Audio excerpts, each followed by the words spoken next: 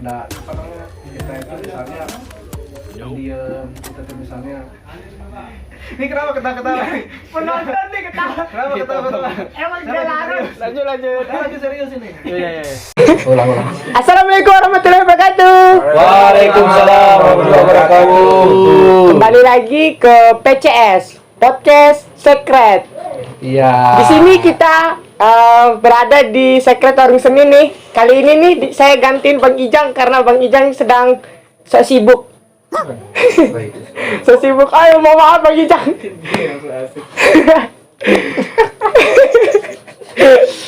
Nah, boleh minta salamnya dulu dong. Tahu kan salam warung seni gimana? Tahu. Tahu kan?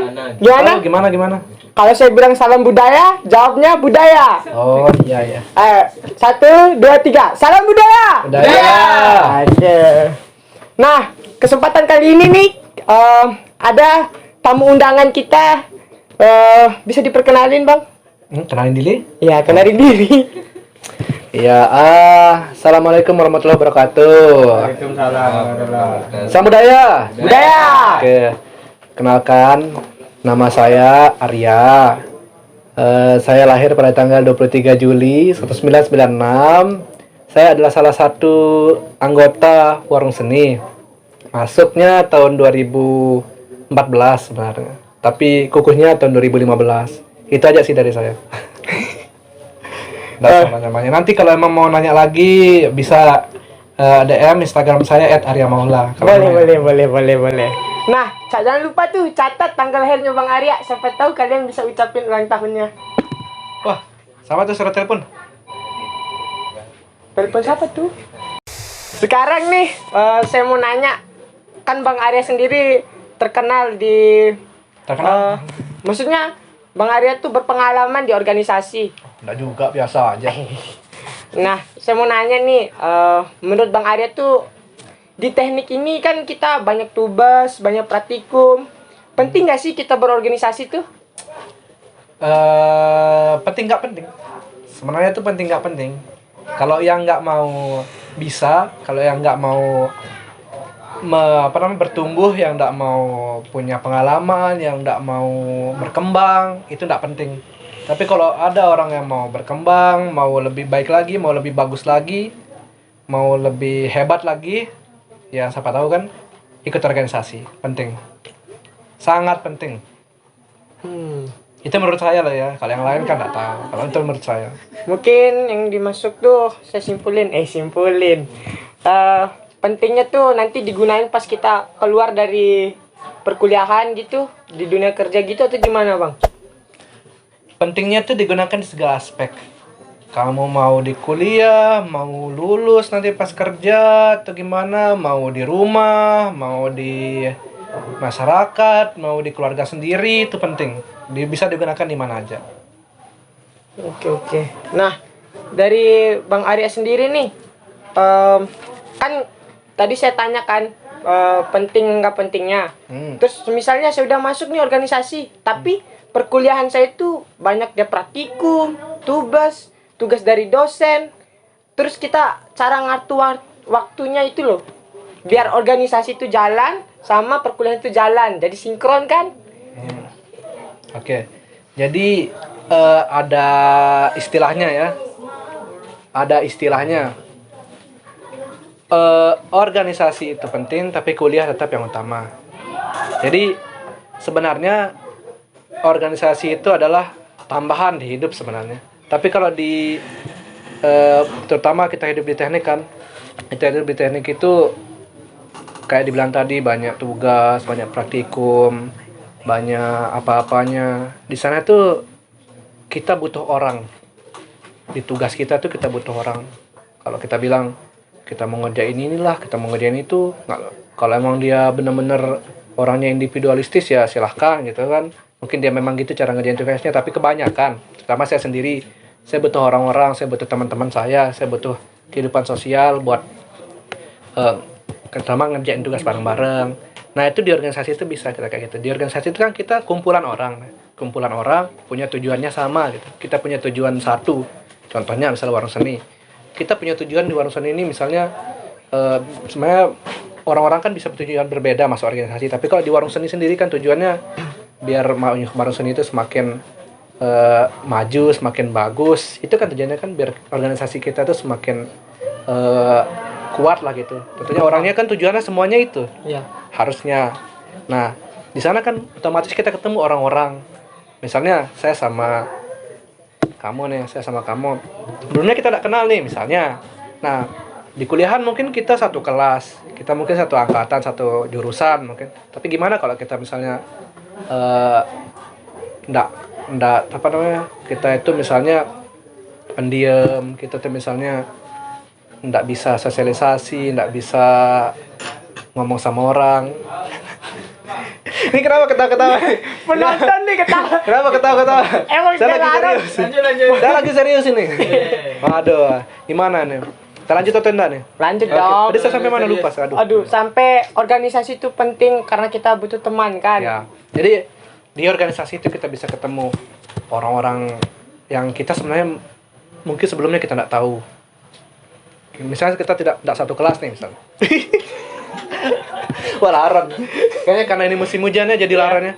Aduh, enggak apa-apa lah. Jadi Seperti kita anggap laron ini sebagai angin aja. Jadi angin ini berseliweran dari kiri ke kanan. Agak sebagai hiburan Hiburan penonton aja. juga. Anggap hiburan aja. Ya. Terima kasih Laron sudah menonton kami. Terima kasih.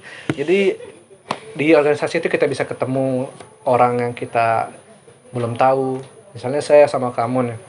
Kita sebelumnya enggak tahu, enggak kenal. Nah, pas misalnya saya ikut organisasi, kita ikut panitia, kita ikut pengurusan, tiba-tiba saya kenal kamu nih.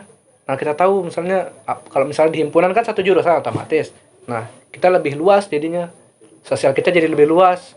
Kita bisa tahu Betul. selain kelas kita lah gitu. Bahkan ya ada yang enggak kenal teman kelasnya bisa tahu di organisasi. Misalnya dia beda angkatan, bisa tahu kakak tingkatnya, bisa tahu adik tingkatnya, bisa tahu Beda jurusan. apalagi beda jurusan. Tapi kan ini kita misal untuk menyangkut perkuliahan kan dibilang tadi. Kalau kita misalnya ketemu di organisasi itu beda kakak tingkat kita, adik tingkat kita, oh bisa kita nanya-nanya kelas kita di mana. Misalnya ini kita susahan di mata kuliah yang paling kamu sulitin apa? Kalau sekarang apa ya? Semester kemarin sih saya banyak nanya ke mata kuliah dasar algoritma pemrograman. Algoritma misalnya. Kebetulan saya juga satu jurusan sama saudara. Jadi bisa kita gunakan. Misalnya kan saya kenal kamu nih di organisasi. Nah, kamu bisa nanya ke saya yang duluan masuk kuliah gitu. Gimana sih caranya kerjain ini nih? Apa sih tips-tipsnya biar bisa lulus kuliah ini? Itu kan dasarnya kan awalnya kita kenal di organisasi itu. Nah, gitulah. Jadi bisa juga. Dan juga kalau untuk ngaturnya kan tadi nanya juga gimana sih kita punya banyak kuliah, punya banyak kerjaan atau apa dan kita harus ikut organisasi, kenapa? Nah, di organisasi itu kita juga bisa belajar manajemen waktu sama kegiatan. Itu bisa kita manajemen orang pun bisa kita dapatkan di sana. Misalnya nih, contohnya manajemen waktu. Hari paginya kamu kuliah, siangnya ada rapat. Itu gimana biar cara ngaturnya? Oh, hari ini saya kuliah nih sampai jam 10. Nanti siang ada rapat. Ya udah sisanya mungkin saya kerjakan buat kerjaan tugas dulu, baru saya rapat. Habis rapat kerjain yang lain. Itu cara kita manajemen. Kalau kita misalnya kita bisa manajemen, ya udah hari ini saya kuliah misalnya, saya tidak tahu kita tiba-tiba ada rapat mendadak nih. Otomatis kan kita udah enggak bisa ngatur waktu di sana. Nah, di sana kita ngelatih. Di sana kita ngelatih gimana cara kita atur waktu kita. Hari ini kita kuliah, nanti kita kerjain tugas panitia, atau di sini kita rapat, baru kuliah lagi, baru kerjain tugas. Itu kan bisa kita list. Nah, itu kita atur waktunya. Itu salah satu untungnya juga. Kalau misalnya manajemen kegiatan, sama kayak tadi kan, saya kuliah hari ini, besoknya saya ada misalnya besoknya ini ada kegiatan penting di organisasi. Nah, gimana saya bisa atur, selesaikan itu, dan besoknya saya bisa kuliah dengan baik lagi. Di sana bisa kita atur. Itu penting buat kita karena membuat kita juga jadi lebih teratur hidup kita. Kan organisasi itu kan artinya mengorganisir, mengatur. Nah, di sana juga kita bisa dapat. Nah, itu nilai plus juga buat kita kan. Bisa sinian dikit ada dekat saya. Jangan, kayaknya enggak terlalu. Di sana kita bisa atur. Jadinya kita tuh bisa lebih eh, lebih peka lah sama namanya waktu, sama namanya eh, apa yang akan terjadi kayak kegiatan. Kita lebih peka lah kayak hal itu, nggak kita terlalu apatis lah, nggak kita terlalu cuek lah sama itu, jadinya kita enak. Nah, itu sih kalau itu sih dari saya. Jadi cara ngaturnya ya, jadi kita bisa sebenarnya perlu sekali, apalagi kalau misalnya di kuliahan itu nanti ada namanya kamu punya kelompok kan pasti di tugas besarmu kan kamu ada kelompokmu kan. Iya, iya. Gimana cara kamu atur dia kelompokmu itu biar bisa dia ngerjain semua, itu bisa kita dapat di kepanitiaan, di organisasi. Contohnya nih, kamu di panitia jadi divisi apa yang pernah kamu lakukan? Kalau kemarin pas acara besarnya Warung Seni itu saya divisi acara. Acara kan, oke, di acara itu kamu punya orang-orang kan. Ya. Nah, kita harus ngatur orang-orang itu, bukan ngatur sih, kita bisa koordinir sama orang-orang tuh gimana sih, kamu kerjain ini, kamu kerjain ini dong di panitia kan. Ya. Kamu kerjain rundown, nanti kamu kerjain cari Bintang tamu. cari bintang tamu lah, kamu nanti yang ngurus ini itu kan berpengaruh juga sama kuliah. Kita bisa ngelatih di situ, di kuliahnya bisa kita pakai. Misalnya tugas besar, nanti kamu kerjain ini papernya, nanti kamu kerjain codingan, nanti kamu kerjain tulis ini, kamu nanti ini ya. Nah kayak gitu, itu kan bisa berhubungan sebenarnya kan. Yeah. Nah itulah pentingnya, contohnya lah itu. Nah, Berarti ada benefit dari Benefitnya. organisasi kita terapin di perkuliahan gitu ya. ada pastinya. Nah, tadi kan Bang Arya bilang kalau Bang Arya tuh anggota dari Warung Seni juga kan? Iya. Bisa diceritain dari mana sih Bang Arya bisa tahu Warung Seni itu, terus masuknya kapan? Aduh makasih mas. Saya repot. Makasih, Akang Alif. Kok tinggal setengah ini ya? Ini kok tinggal setengah.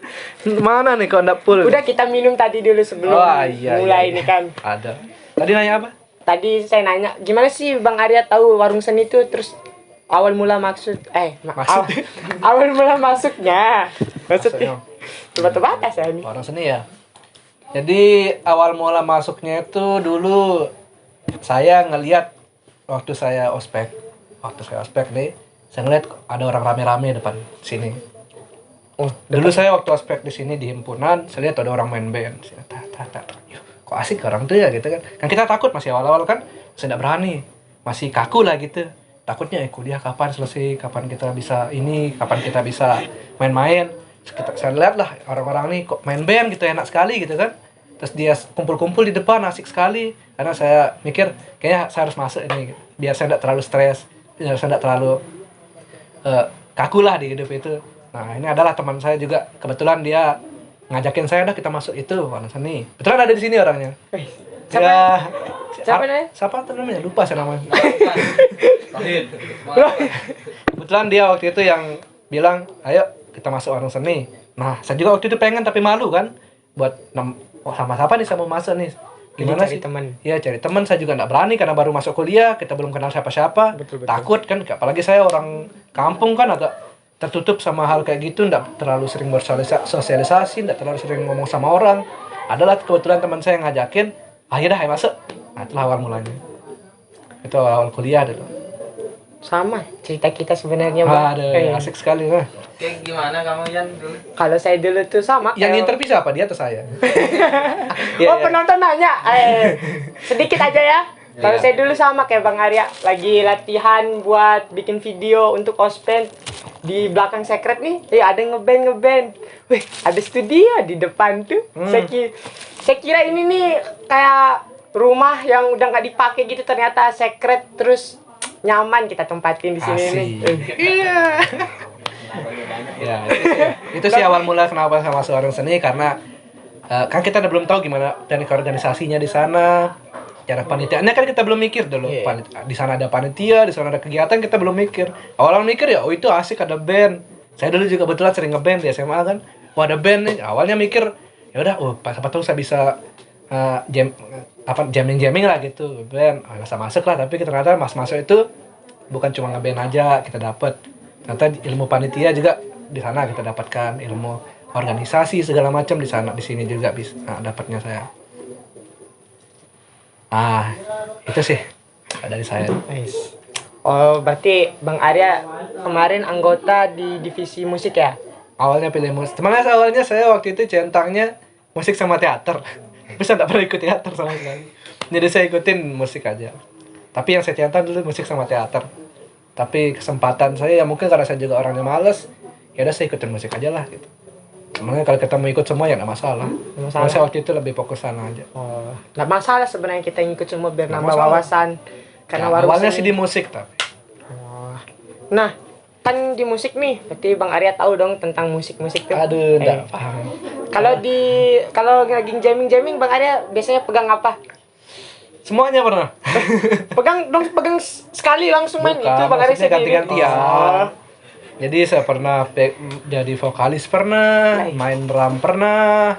Waktu saya dulu di band saya tuh pertama kali di Lombok Timur tuh saya drummer. Nggak bisa, akhirnya saya ganti profesi jadi gitar, main gitar. Pas di warung seni saya main bass lebih banyak. Oke. Ada nggak tips-tips biar kita lancar main musik? Waduh. Belajar satu alat musik. Kayak saya kan mau belajar drum. Dia otak saya ke-connect semua. Nggak sinkron kayak kemarin tuh. Ada. Tipsnya ya, Iya. belajar. Belajar, tekun, itu aja sih. Kalau saya juga sebenarnya belum bisa, nggak bisa semuanya gitu. Awalnya ya cuman yang penting bisa seneng aja main. Tapi kalau udah kita pengen sebenarnya kamu mau pelajarin vokal, ya udah kamu belajar vokal sampai bisa, kamu pelajari sampai bisa. Tekun, tapi kalau bisa pelajari semuanya ya tergantung kan kamu kan kuliahnya di sini, bisa nggak kamu atur semuanya itu. Oke. Kalau saya sih banyak belajar aja, sering-sering dengar lagu-lagu yang banyakin referensi, jangan cuma satu genre aja. Kalau dari saya sih, nah, misalnya kamu sukanya awalnya pop, ya mungkin kamu dengerin reggae lah, dengerin rock, dengerin dangdut, nggak masalah, dengerin jazz, dengerin gimana, nggak cuma sekedar dengerin. Awalnya sih nikmatin dulu, lama-lama kamu pelajari dia cara mainnya gimana, feel-nya gimana, itu aja sih. Memperbanyak referensi berarti ya. Iya. Terus tekun, jangan lupa makan. Ya, kalau makan sih tergantung, ada uangnya ya makan. Iya. Aduh ya Allah. Apalagi nih ya, kita tanya-tanya sama Bang Arya nih. Nah, pengalaman yang paling berharga di warung seni, kapan tuh? Yang Pengalaman paling mengenang. Kayak ada cerita sendirinya gitu oh, loh. ada. Kalau yang Bisa diceritain di sini? bisa. Boleh nih, boleh. Kalau yang paling berkesan ya waktu itu saya tahun 2018 ya. Tentu saya sedang ngurus skripsi. Kebetulan lagi ngurus skripsi tahun 2018. Di sana saya diminta sama teman saya, kebetulan dia ketua di warung seni. Ya, Abang Fajar. Abang Fajar. Nanti ada Instagramnya langsung ting gitu ini. Dari editor bisa. Ting. Promosi ya. Fotonya sekali, siapa tahu dia pengen terkenal kan. Itu waktu itu minta saya bantuin jadi pengurus sama panitia. Nah di sana di warung seni itu waktu itu mau buat pagelaran. Jadi sebelumnya kan kita buat festival, kita buat lomba lah buat orang-orang tuh. Nah kebetulan dan di tahun itu dia pengennya ada pagelaran, dia pengen ada kita lah yang tampil gitu. Masa kita aja yang kasih orang tampil, sekali-kali kita lah yang tampil, kita tunjukin bakat kita, tunjukin kemampuan kita. Nah waktu itu kita kan belum tahu gimana teknis-teknisnya di sana. Misalnya nih kita harus ngurus dua hal. Yang pertama kepanitiaannya, kedua performernya, karena kita yang tampil. Karena kita kan yang tampil, bukan orang lain. Kalau orang lain ya udah panitianya aja kita urus, maksudnya organisasinya, cara Acaranya berjalan. acara berjalan gimana. Kalau untuk yang performernya kita nggak terlalu pikirin kan, paling ya special performnya. Tapi kalau waktu di pagelaran kita semuanya, kita yang tampilnya, kita yang buat acaranya. Nah itu susah sekali beneran, susah sekali waktu itu. Apalagi waktu itu yang panitianya yang perform juga terbatas, jadi mau nggak mau harus pegang dua-duanya. Saya waktu itu pegang humas, divisi humas, sama ngurus penampilan musik.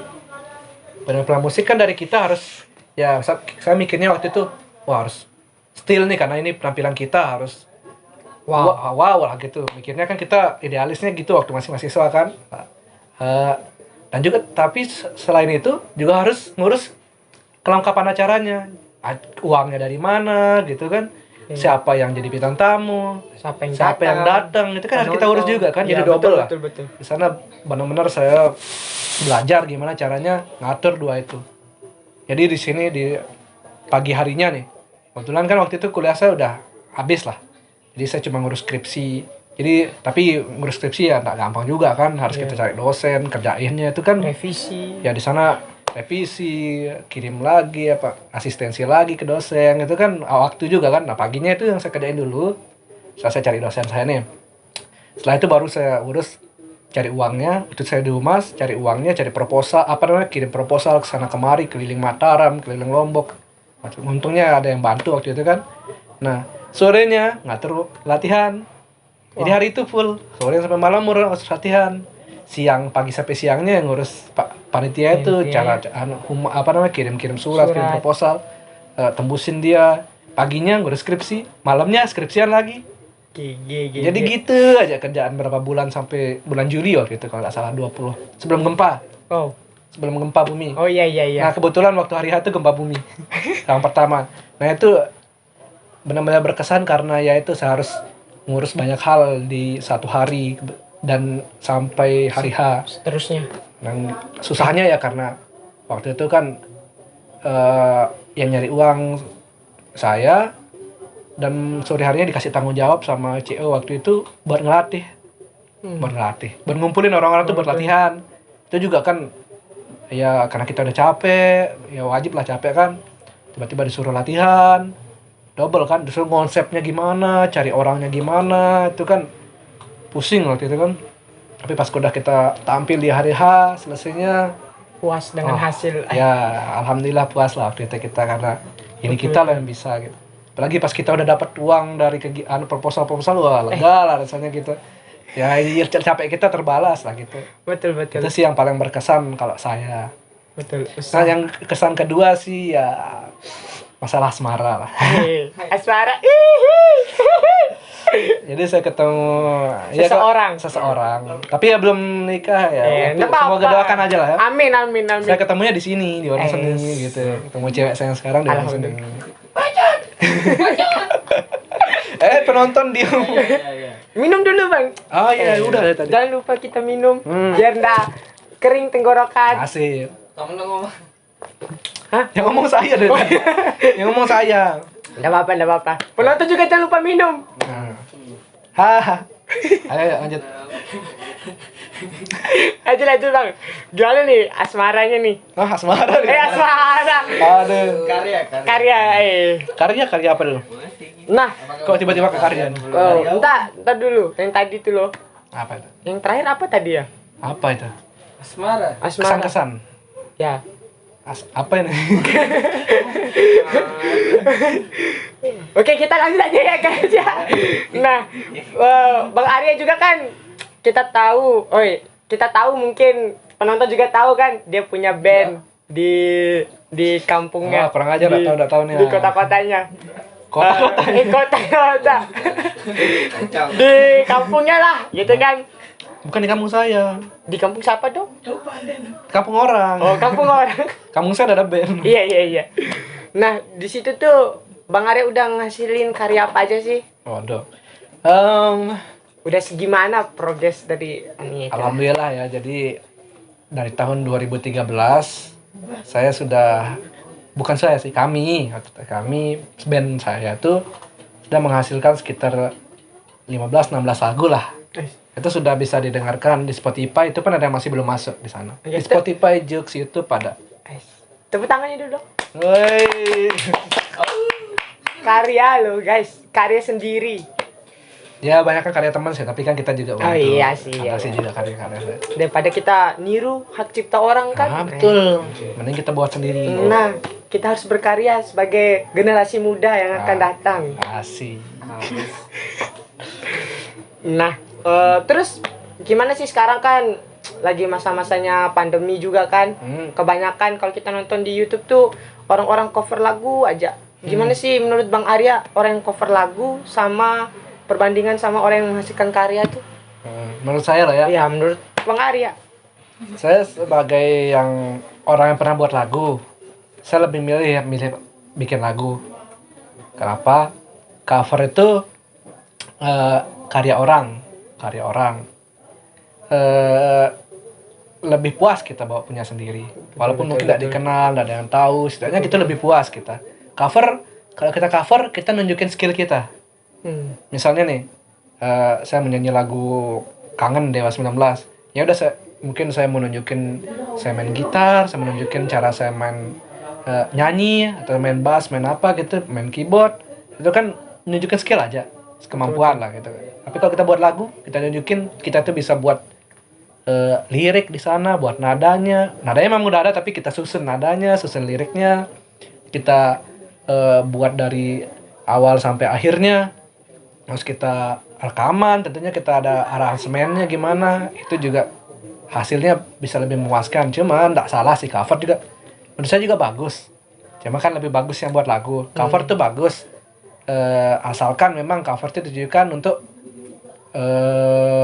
pertama membantu yang buat, membantu yang buat, promosikan yang buat. Misalnya lagunya yang belum ada, misalnya yang jarang-jarang, kayak misalnya kemarin tahu enggak yang entah apa itu kan? Tahu. Awalnya kan dari tahu Dari TikTok. Tiba-tiba di cover jadi TikTok misalnya, dibuat dinyanyikan sama orang terkenal kan? Terkenal. Membantu. Iya. Bagus kan? Bagus. Nah, itulah positifnya di cover di situ. Kalau saya setujunya kalau misalnya dia cover untuk mempromosikan lagu yang sudah ada, bukan untuk menunjukkan skill sendiri. Itu kalau dari saya. Jadi silahkan cover semuanya, tapi kalau bisa sih ya untuk mempromosikan yang lebih terkenal, kenalin lagi yang buat itu. Jangan sampai kena copyright lah. Terutama di YouTube kan sekarang cover ada dendanya kan? Iya, betul. Ya, tapi sebenarnya enggak denda kalau kita udah izin sama yang buat. Misalnya saya udah izin sama band Noah misalnya. Saya izin nih, saya cover lagunya. Oh, silahkan. Tapi kan Noah udah terkenal kan? Ya. Nggak mungkin kita promosiin kan? Itu kita naikin diri sendiri gitu, bukan dianya. Naikin skill kita sendiri. Ya, kita sendiri yang kita terkenalkan. Ya, adalah. Saya nggak nyebut orang, tapi kan lebih mending kalau kita bisa cover yang belum terkenal buat naik lagi. Sebenarnya membantu yang buat, menghargai, dan misalnya kalau upload video cantumin di sana siapa yang punya, siapa yang bikin, aslinya dari mana. Itu sih. Oke. Jadi bagus cover tuh, tapi lebih baik kita berkarya sendiri. Ya. Kalau cover ya kita ngebantu memperkenalkan karya-karya orang, promosiin terutama lah. yang belum terkenal, belum naik. Itu kan pendapat Bang Aryan, nggak Ya, tahu orang lain. lain kan. bebas. Kalau saya kan pendapat saya. Bebas. Slow. Minum dulu, jegeng. Asam ya? Closing statement Bang Arya. Ya, closing statement. Closing statement. Buat kedepannya warung seni. Apa? Buat warung seni kedepannya. Anak. Gimana nih? Untuk warung seni ke depan tuh saran dari Bang Arya kayak gimana? Saran saya buat teman-teman warung seni, yang pertama kalau bisa ada karyanya, ada yang dihasilkan, gitu. Ada yang dihasilkan. Ya pertama ya misalnya divisi musik, ya udah coba buat lagu, coba aransemen ini dengan sesuatu yang lebih fresh, kayaknya lebih kreatif kan. Yang lukis bikin satu lukisan, yang teater buat satu alur cerita sendiri, mungkin buat skripnya, yang rupa bikin yang tari bikin koreo sendiri, karya setidaknya kan. Yang kedua, jangan cuman numpang tenar di sini. Jangan jadi orang yang numpang tenar. Oke. Di sini itu kita organisasi. Intinya kita di sini organisasi. Kita punya orang lain di sini. Kita ada teman di sini. Di situ kita harus pikirkan satu sama lainnya. Pikirkan, misalnya kamu pikirkan dia sebagai anggota, jadikan dia keluarga. Kalau ada masalah ya udah bantu. Kalau memang ada masalah ya udah senang-senang bareng, sedih bareng. Itu sih saran saya juga. Tetap kompak juga, jangan sampai ada yang saling ninggalin. Soalnya betul. Nanti kamu ada masalah, ada sesuatu di kepanitiaan, kamu tinggalin, nggak ngurusin dia. Terus juga saling bantu, itu kan sama. Terus rangkul. Terus jangan ada yang baperan, itu yang penting. Jangan ada yang baperan. Karena kenapa ya? Kita ini organisasi, sudah ada SK-nya, sudah resmi terdaftar di akademik. Kita tuh profesional. Silahkan mau ada hubungan asmara, mau ada hubungan ini, mau gitu. Tapi jangan sampai bawa ke panitiaan. Misalnya nih, kamu pacaran sama siapa cewek di sini, oke lah silahkan, urusan di belakang. Tapi kalau sudah di organisasi, hilangkan itu. Tetap profesional. Kerjakan apa yang harusnya dikerjakan. Betul, Jangan betul. sampai itu buat kamu tersendat di organisasi. Banyak kok saya temu kayak gitu dari mana semua organisasi yang saya ikutin. Misal nih kamu patah hati nih, baru putus sekarang nih. Baru putus. Galau, tidak bisa kerjain tugasmu sebagai orang yang bekerja di organisasi. Misalnya nih, ada panitia atau apa, gara-gara itu galau, lemah. Ya, saran saya hindari itu. Silahkan kalian mau apa di belakang, apa kayak itu, mau ada asmara. Baper itu kurangin. Juga misalnya contohnya kamu panitia, kamu tidak suka misalnya sama orang itu. Oh, kenapa nih? Tapi kamu satu organisasi sama dia. Benci silahkan di belakang benci. Tapi kalau udah di kepanitiaan, kamu udah di pengurusan, kamu harus saling bantu. Betul. Ya, jangan juga di sini. Pertama juga jangan pesan selanjutnya ya. Iya, boleh.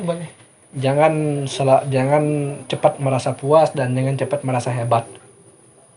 Kita harus tetap belajar, saling bantu. Misalnya kamu sudah hebat nih, kamu sudah pernah jadi ketua panitia, kamu jadi ketua umum misalnya nanti, dan di bawah, nah pasti bakal ada regenerasi di bawahmu itu. Membantu dengan kemampuanmu itu. Jangan sampai kamu merasa kamu ini nggak bisa kayak saya. Jangan bandingin lah sama punyamu yang dulu itu dah. Jadi ketua yang pengurus yang sekarang jangan suka ngebandingin sama yang besok, sama yang kemarin, sama yang sekarang juga jangan. Itu kan beda orang juga, beda cerita, beda apa. Betul. Support lah kita apapun keadaannya. Walaupun saya sendiri mungkin tidak bisa ngejalanin yang tadi saya bilang, tapi saya pengen ngomongin ke itulah buat ke teman-teman juga. Tetap semangat. Salam budaya. Karena di organisasi juga kan bukan sekedar kita berorganisasi, tapi kita menjadikan organisasi itu sebuah keluarga. Ya. Saling rangkul. Ya, kalaupun Saling bantu membantu. ya, kalaupun ada juga yang serang misalnya organisasimu, kamu harus bela. Kamu harus saling bela. Misalnya ketuamu diserang sama orang lain ya, kamu bela dia, jangan kamu ikut nyatuhin gitu. Betul. Temenmu dari sini misalnya Alip misalnya di bully sama orang luar ya, kamu dia bantu dia, bela gitu. Saling rangkul, saling bela, saling kuatkan.